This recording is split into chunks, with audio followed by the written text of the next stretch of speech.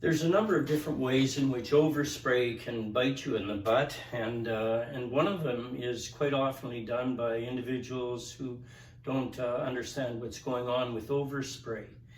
So what they'll do is they'll have a large tabletop, and I've just got a small piece of plywood sitting here to simulate that. They'll use that as their spraying surface, and then they'll place their pyramids, their painter's pyramids, on the table. And place the work on top of that, and they'll think, well, this is perfect because now I can get my fingers under there and I can lift the piece off after I spray. Well, that's very true, but what is happening though is that as they're spraying the piece, as they're going from side to side and then releasing and side to side, when they're at the edge, the overspray is going to hit this surface of the table that they're supporting on, and it's going to bounce into the air, and then it's going to, it may not get drawn away completely into the filter, but along the way it's going to land on the freshly sprayed piece, contaminating it, and you certainly don't want to have that.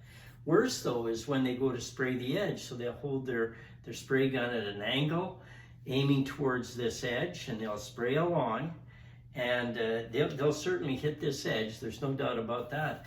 But some of the spray from the fan is going to hit the underside because it'll bounce off of this table that's immediately below the piece and bounce up and in. And of course, that spray is traveling here, and when it bounces off the table, it's losing some velocity, and it's going a further distance, and when it bounces back onto the underside, it's partially dried. And so they're wondering, why is it that the underside of my panel, when I spray like that, is causing me problems? And then of course, they turn it around and they're going to spray the other side. Well, because this side is all rough, they have to sand that before they spray. So the side that they just did, the face is more or less pretty good, except for where some overspray got onto it from having bounced off of the table. And so they'll lightly sand that as well, and then they'll place that down onto their support, and they'll run into exactly the same problem.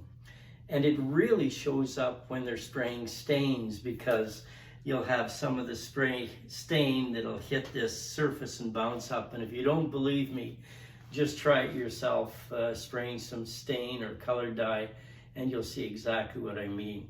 So how do you get around that? Well, it's quite simple. You make sure that the support that is carrying your workpiece is narrower than the workpiece itself. So I'll show you how I do that. So let's just get rid of this simulated piece and the painter's pyramids, which, by the way, it's not a bad idea to use them. And let's get rid of this tabletop. And you'll see that I have a Lazy Susan arrangement here in my spray booth that I'll use. And I have a series of different size tabletops. So if I was going to be spraying this piece as an example, it's still too, even though it's longer in this direction, it's still too narrow for this base. I need a narrower base, and indeed I've got one. So let's just take this one off and put the other one on. So here we have another base that enables me to rotate it just like a Lazy Susan. I can put that piece directly on there. And when I spray, because the base that it's supported on is narrower than the piece I'm spraying as I'm spraying the edges, the spray just goes down and encounters the floor, or is drawn away before that can happen. So when I'm spraying the edges, I won't run into that at all.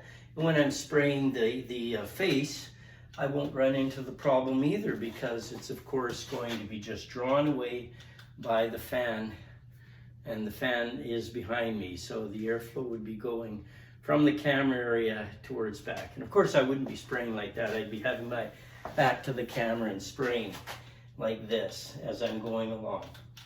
So the number one thing you can do is make sure that the support carrying your workpiece is narrower than the workpiece itself. Hope that helps you out. So now that we've got the correctly sized workpiece support in place for the piece that we're going to be spraying, I'd like to address a second challenge of overspray, and that is if you don't have adequate airflow in your spray booth area. So in this case, I'm quite fortunate because I've got a commercial duty fan system. It's explosion proof, and it draws a tremendous amount of air, and therefore the air movement is excellent.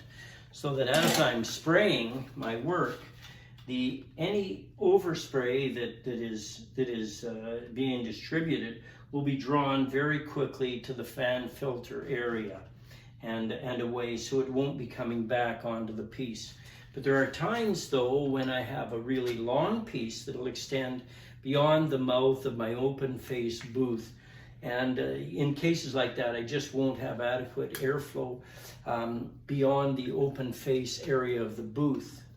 You may have the same situation. You may not have a commercial duty fan, and so you'll have a fan on the other side of the filter for sure, but you can augment that with a secondary fan source, and I'll show you that in a second as I just turn the camera around.